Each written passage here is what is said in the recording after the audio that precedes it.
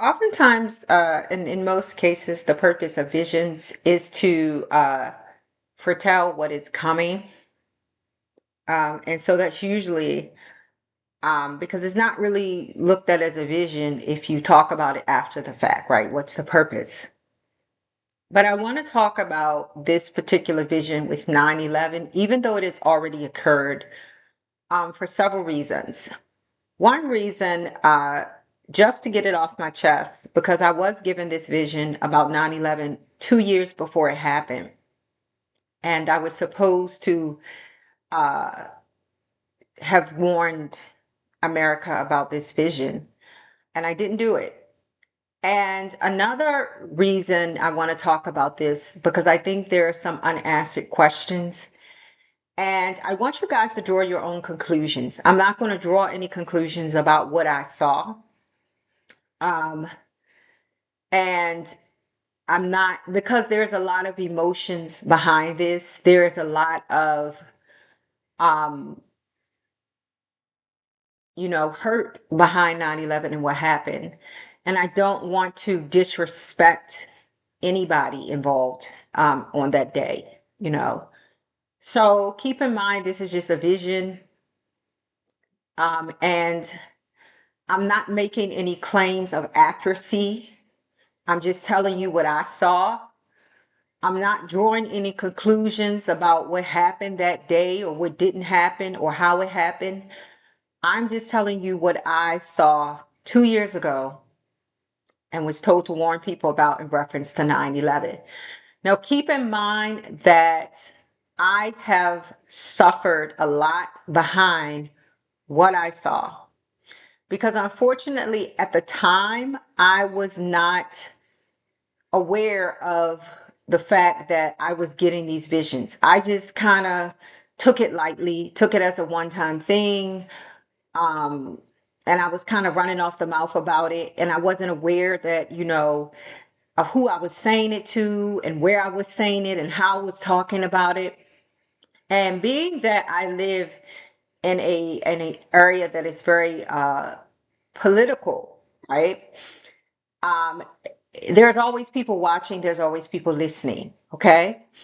So I was just, so because of that, and I just kind of blurted out some things that maybe I should not have blurted out, um, and maybe the wrong places because I was kind of young and naive. I ended up, suffering a lot behind this vision and not getting it out appropriately when I should have gotten it out. Okay. So, with that being said, I'm going to talk about. So, I believe 9/11 was in 2001. I had this vision, I would say, in 1999, perhaps. Um, it's in my early 20s at the time. I was um, living in this area in this apartment with my two children. And my children's father was still alive at the time. And, I was young. I was, like most young people, just into like normal things, music, TV, going out, dating, things like that. And I remember that I was very into like most young people today. I was into like hair and makeup and nails and buying cutesy little outfits. Um and so I remember I wasn't really a very religious person. I wasn't a person who was going to church regularly. I was raised by parents who taught me about God and read the Bible to us every day. Um but I wasn't really as devoted to the Lord as I should have been. So I remember the day that I had this vision. I was actually laying on my sofa, and it was like I believe it was like early, early in the morning, and it was like it was very clear. because the difference between a vision sometimes and a dream. Now, sometimes it's hard to tell the difference, but this was a very clear vision. Like it was as if I was actually there. So I was approached by what I believe to be was an angel. Okay. Now, I'm not certain who this angel was. I believe the angel, I'm not sure, but I know this angel was very tall, maybe like 10 feet tall. He had on like, it was a male. He had on I believe it was like a white robe, but it had like a gold banner across it, or, it looked like he was very muscular. He had curlyish blonde hair. Now, keep in mind that the angels appear in different races. And I've heard people who say, they've seen angels that look black, they've seen angels that look white, they've seen angels that look Hispanic. So I believe that they look different, like they can appear in any race. And I'm not exactly sure who this angel was, but I believe he may have been the angel Gabriel, because a lot of people describe Gabriel this way. When I've heard people describe Gabriel, and please, God, forgive me if I'm wrong. I don't want to be wrong, and I don't want people to take this and run with it, because I'm not sure who this being was. I believe it was an angel. I don't know his name. He may have told me his name, but I don't remember. So this being basically took me to, and I knew it was New York because everybody knows what New York looks like, the high buildings, the streets. So he took me to the streets of New York, and all of a sudden we were propelled into one of the Twin Towers.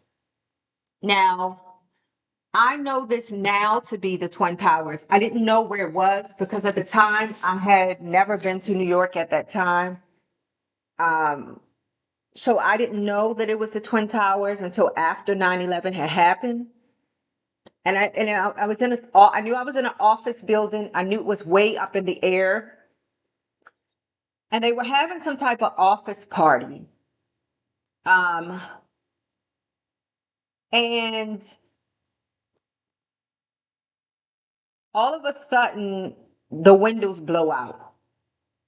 And so then when that happens, I am on the ground. Okay. So at that point when the windows blew out, I was on the ground. And I saw.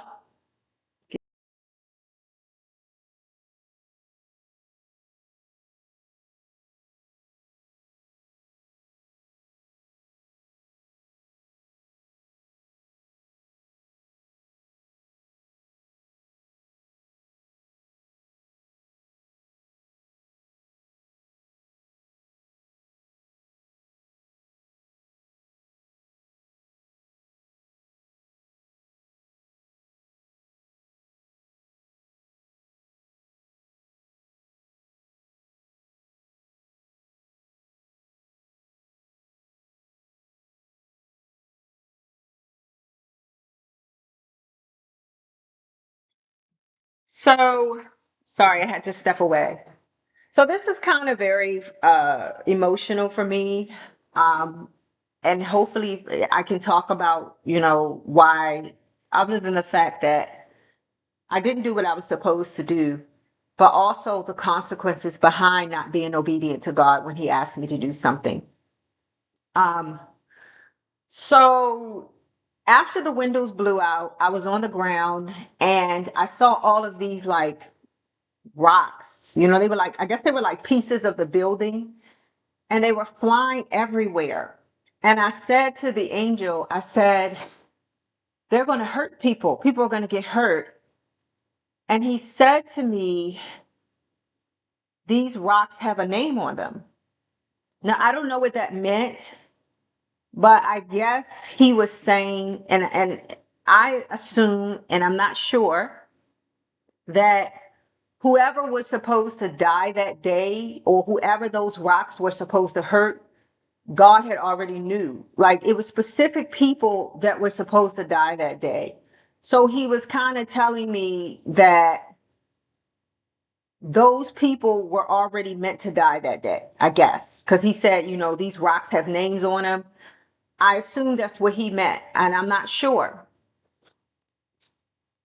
Okay. So another thing I saw was I saw white trucks pull in before this happened. I saw white trucks pull in, and there were people who were getting out of the trucks. Now, this was before the explosion. I saw white trucks pulling into the garage of the place, and there were men getting out, and they were going on different floors. I don't know exactly what they were doing.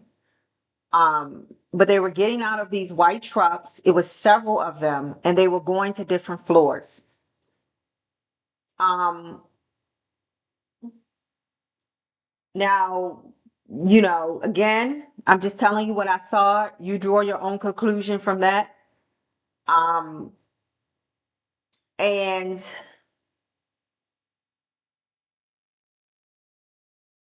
the angel said to me, which I believe it was an angel, he said, you have to go out and tell people, you have to warn people about this. That's exactly what he told me. He said, you have to warn people about this. And I said, warn who? you know, I was like, because I don't know anybody. The only people I really knew was like my family. I didn't have a lot of friends. I wasn't into a lot of different worldly organizations. I didn't go to church. So I wasn't exactly sure who he was talking about or who he wanted me to warn. So I said, do you want me to go to church and warn people? He said, no. He said, I want you to go out in the street and I want you to warn people about this. I warn people about the fact that this is coming. Now, as you can tell, this is very emotional to me because I often wonder if I had did what he told me to do, would it have could it have prevented this from happening? And I know I wasn't the only person who received this vision because there were several people online after the fact who I went and watched the videos, and they basically said that they had um they had seen these visions. And I don't know if the angel came to me because he knew that I was in a very political area and that people were watching and listening and that it would get back to DC. Um, but I didn't do it. I mean, this is what I did. I just went, I got up that morning because I knew I wasn't driving at the time. I didn't even get my license till like afterwards. Like I didn't have a driver's license. So I wasn't driving. I was mostly catching cabs and, places. Um, and so I got up that morning knowing full well what I was asked to do. And I just began to kind of comb my hair, do my makeup. And I wasn't really paying attention to it. I didn't really take it seriously. I knew that it was a real vision. I knew that it was coming from God and that's what he wanted me to do. But I just didn't want to do it. I was embarrassed. I was ashamed. I was worried about what people would think. So I called my mother and I actually went over my mother's house. First, I called her and I told her what I did, what I saw. And so my mother called one of my relatives who was a pastor at the time, God rest his soul. And she told him what I had seen. And what he said to her was, if God told her to do something, she better do it. That's what he said. He said, if God told her to do something, she better do it. And even after hearing that, I did not do it. I told my mother, I told my family, and that was it. And I actually went out, I think I went out to a bar, I'm not exactly sure how long. So I didn't do anything. After 9/11 happened, that is when I realized my biggest mistake. Um, and I felt very bad about it. And not only that, I suffered some physical consequences behind not being obedient. And I've been suffering these physical consequences for forever, since till this day, because I was more concerned about the way I looked than and how I was going to look. I was a very vain person at that point in time, because I was very young, I was very beautiful, and I was a very vain person. It's not that I was conceited, but I was just vain, and there's a difference. Conceited is more like you think you're better than somebody because of the way you look. But vanity is more like you're so concerned about your looks. You're more invested in your looks. So I didn't think I was better than anybody because of the way I looked, but I was very vain in being so much focused on my looks, right? Um, and so because of that, God allowed something to happen where I wasn't at the time, where I became less beautiful because of what I did. And I know that it was because of what I didn't do. Um, and it is what it is. And I believe that it was from God. It may not have been, but I believe that it was due to the fact that I disobeyed him because I ended up getting in a car accident and injuring my face. And it was only on one side, which was the right side of my face. And the right side is your spiritual side. So I believe that what I was told anyway, the right side is your spiritual side. So I believe that that was a consequence of me not being obedient. And it may not have been. So God forgive me in Jesus' name if I'm wrong. Um, and I've suffered a lot of other consequences behind not being obedient. I was, dealing with a lot of spiritual warfare, and I even am to this day. Um, and that is what the story that I wanted to tell. That I should have told in 1999, but I didn't. Um, and there it is. So again, I don't make any claims about the authenticity of this, or do I have any evidence of anything that I said. I'm just telling you what my vision was. I'm not drawing any conclusions. You can draw your own conclusions. And I don't make any claims to the accuracy because again, it was a vision. And I do state that. I believe everything in it was accurate. However, you are free to believe whatever you choose to believe. And so I'll just end it with that.